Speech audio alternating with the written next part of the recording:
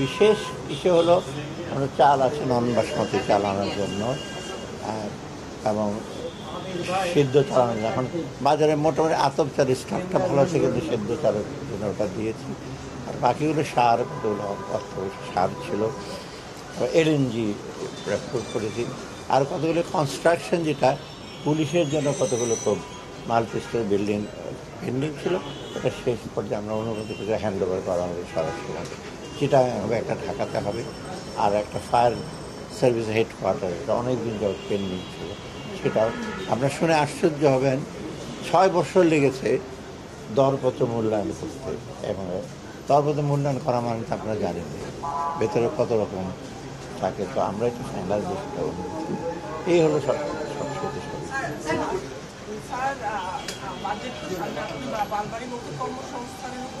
আচ্ছা, বাজেট তো আজকে যেমন বাজেট অনেকগুলো প্রতিষ্ঠান এখনো 5 আগস্টের পরে বন্ধ হয়ে গেছে, যেখানে অনেক কর্মহীন মানুষ আছে, অনেক বন্ধ আছে।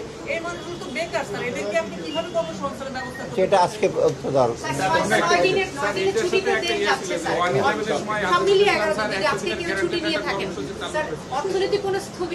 না না না, অর্থনীতি আমি তো সব কিছু ইভেন আমরা বিশেষ পরিকরে ইভেন উপদেষ্টা মন্ত্রীর সদস্য বেশিরভাগ আমরা ঢাকা থাকবো, এটা কথা হয়েছে।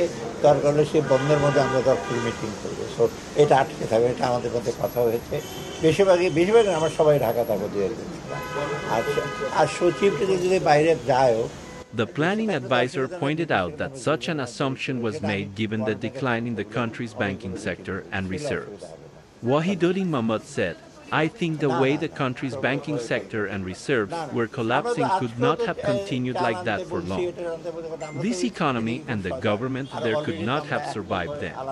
Explaining why he felt this way, the advisor said, "In 2 places I feel that this economy could not have been sustained for much longer."